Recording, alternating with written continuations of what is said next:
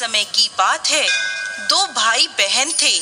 दोनों का विवाह हो चुका था और दोनों के दो दो बेटे थे। बहन विधवा हो चुकी थी और अपने भाई के घर में रहती थी। इस बात से उसकी भाभी बहुत नाराज रहती थी। ऐसे ही पितृपक्ष आया तो वह बोला, मैं पितरों के तर्पण और पिंडदान के लिए गंगा जी जा रहा हूँ। ऐसा कहकर वो गंगा जी के लिए चला गया।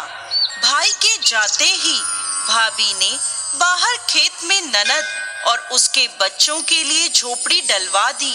अपने बच्चों के साथ वो झोपड़ी में रहने लगी।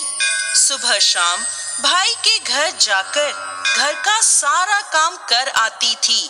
बदले में भाभी बचा कुचा उसे खाने को दे देती थी। जब भी वो भाभी के घर से आती तो आटा छानने वाला कपड़ा अपने साथ ले आती थी।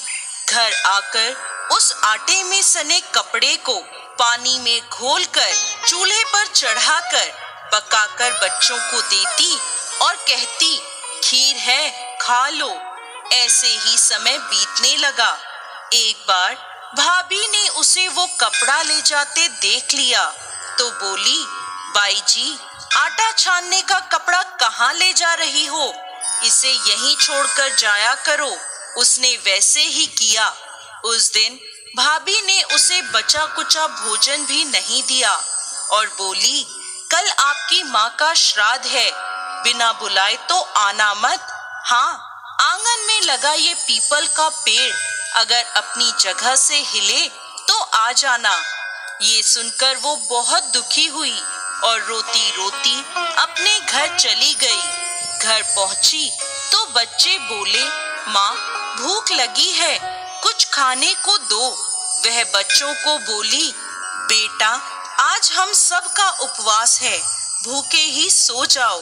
अगले दिन बच्चे बोले, माँ मामी ने कहा था कि आज नानी का श्राद्ध है, तो चलो वहाँ चलते हैं। तो वह बोली, बेटा मामी ने कहा था कि आंगन का पीपल का पेड़ अगर अपनी जगह से हिले तो आ जाना। तुम बताओ, कभी पेड़ हिलता है? पत्ते हिलते हैं, टहनियां हिलती हैं, कभी पेड़ को हिलते देखा है? उसने बच्चों को समझाया कि बिना बुलाए नहीं जाना चाहिए। शाम हुई तो उसके भतीजे आए और बोले, बुआ माँ ने भोजन भेजा है। उसने देखा तो भोजन के नाम पर 2 सूखी रोटियों के ऊपर थोड़े से चावल रखे थे। यह देखकर उसे बहुत क्रोध आया और अपने बच्चों से बोली, इसे झोपड़ी के ऊपर फेंक दो। और वो भूखे ही अपने बच्चों को लेकर सो गई।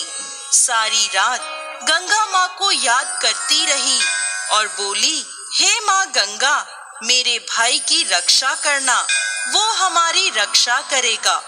अगले दिन भाभी आई और बोली, बाई जी, कल तुम्हारे पिता का श्राद्ध है, बिना बुलाए आना मत, लेकिन आंगन का पीपल का पेड़ हिले तो आ जाना। अगले दिन भी वो भाभी के घर भोजन के लिए नहीं गई। शाम को फिर उसके भतीजे आए और 2 सूखी रोटियां चावल के साथ दे गए।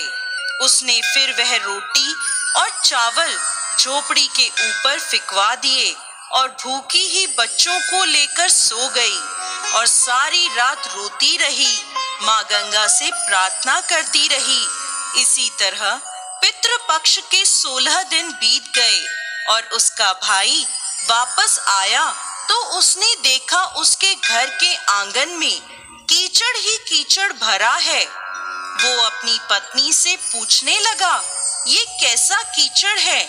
मेरी बहन और भांजे कहाँ हैं? तो उसकी पत्नी बोली, श्राद्ध के पूरे 16 दिनों तक मैंने तुम्हारी बहन और भांजों के पैर कच्चे दूध से धोए हैं, इसलिए यहाँ कीचड़ हो रहा है।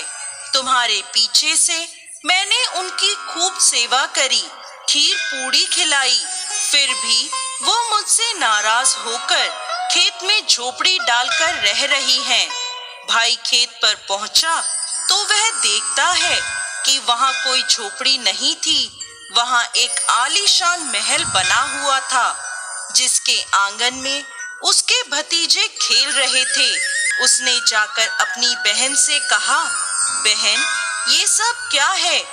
तब उसने अपने भाई को सारी बात बताई और बोली, भाई, जो तेरे आंगन में कीचड़ है वो कच्चे दूध से नहीं बल्कि भाभी के व्यवहार से, जो मैं दिन रात रोती थी, उन आंसुओं का कीचड़ है। माता पिता के श्राद्ध पर भाभी ने कहा, पीपल का पेड़ हिले तो आ जाना, बिना बुलाए मत आना। पीपल का पेड़ हिला नहीं तो हम गए नहीं।